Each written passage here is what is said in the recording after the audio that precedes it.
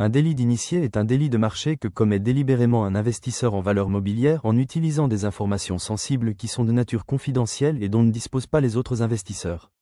La communication ou l'utilisation d'informations privilégiées susceptibles d'avoir un impact sur la tenue du cours de bourse peut permettre des gains illicites lors de transactions boursières. La dissémination à des fins d'enrichissement ou non de ces informations est interdite par les autorités de contrôle des marchés financiers, moralement répréhensible, avantage par rapport aux autres investisseurs non avertis, et donc pénalement condamnable dans le cadre du droit boursier répressif. Il faut cependant noter que le raisonnement, aussi confidentiel soit-il, découlant de l'analyse fine d'informations publiques conduisant à se faire une opinion sur l'avenir d'une entreprise cotée n'est évidemment pas un délit d'initié. Il est dit d'une personne qu'elle est initiée si, en vertu de ses fonctions de direction d'une entreprise cotée en bourse, ou si, dans l'exercice de ses fonctions, quelles qu'elles soient, elle est amenée à détenir des informations confidentielles pouvant avoir une influence sur la tenue de valeurs mobilières. Il est aussi nécessaire de faire preuve de discernement. Une confidence sur le choix de la couleur des peintures du hall d'entrée du siège n'est pas constitutive d'un délit d'initié.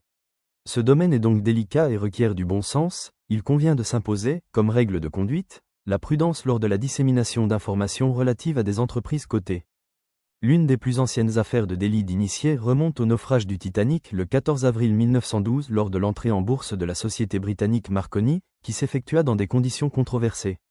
L'introduction en bourse eut lieu à 3,5 livres sterling l'action, soit 3 fois le prix proposé 10 jours plus tôt, le naufrage du Titanic s'étant produit entre-temps et ayant démontré l'importance de la télégraphie pour l'organisation des sauvetages. L'action grimpa à 4 livres sterling dès les premiers échanges, avant de retomber brutalement quelques semaines plus tard à seulement 2 livres sterling. Plusieurs courtiers furent soupçonnés de manipulation de cours. Il fut également découvert que Rufus Isaacs, ministre de la Justice du gouvernement d'Herbert Asquith, avait revendu 7000 actions à un prix double de celui auquel il les avait achetées 2 jours plus tôt, tout comme 2 autres ministres du gouvernement, eux aussi accusés d'avoir participé à cette affaire, dont le Premier ministre Lloyd George. Le ministre de la Justice était le frère de Godfrey Isaacs, directeur général puis président de Marconi, nommé à la tête de cette entreprise sans aucune expérience dans la télégraphie, qui venait de remporter un important contrat public pour fourniture des équipements pour construire une chaîne de stations de radio dans tout l'Empire britannique. En droit français, le Code monétaire et financier réglemente le délit d'initié en disposant que l'initié qui aura réalisé ou permis de réaliser sur le marché boursier, directement ou par personne interposée, une opération avant que le public ait connaissance des informations privilégiées, commet un délit. La doctrine les qualifie d'initiés de droit, interne ou par nature. Ce sont en fait les dirigeants sociaux, le président, les directeurs généraux, les membres du directoire ou toute personne ayant la qualité d'administrateur ou membre du conseil de surveillance. Ils sont frappés par la loi d'interdiction d'opérer sur le marché boursier en raison des fonctions qu'ils exercent où il y a une présomption d'initiation irréfragable concernant les titres des sociétés qu'ils dirigent et concernant les titres d'autres entreprises appelées à traiter avec la société qu'ils dirigent. Est réputé initié quiconque dispose d'informations privilégiées dans le cadre de l'exercice de sa profession.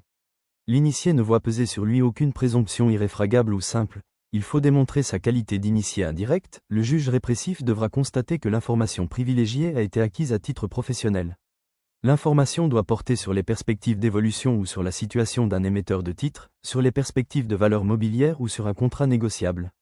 En principe, dans le cadre d'une information protégée, ce sont tous les éléments d'ordre interne qui touchent les éléments de la société. Ce sont, par exemple, les résultats commerciaux ou financiers de cette société, la perspective d'une banqueroute ou d'une faillite frauduleuse ou au contraire d'un enrichissement certain. Elle doit être privilégiée, c'est-à-dire obtenue en raison d'une situation d'inégalité entre l'auteur du délit et le public. Le privilège consiste ainsi à détenir des informations déterminantes avant que le grand public en ait connaissance. Il réside dans l'antériorité de la connaissance et par le nombre de ceux qui partagent l'information. L'infraction est passible d'une peine d'emprisonnement de 5 ans et d'une amende de 100 millions d'euros calculée à partir du profit réalisé par l'initié, et elle peut porter sur un chiffre décuple du montant de profit éventuellement réalisé. Il est à noter que l'amende ne peut être inférieure au profit réalisé. La tentative est prévue au 2 de l'article L465-1 du Code monétaire et financier. C'est le tribunal judiciaire de Paris qui reçoit compétence pour la poursuite, l'instruction et le jugement des délits en question.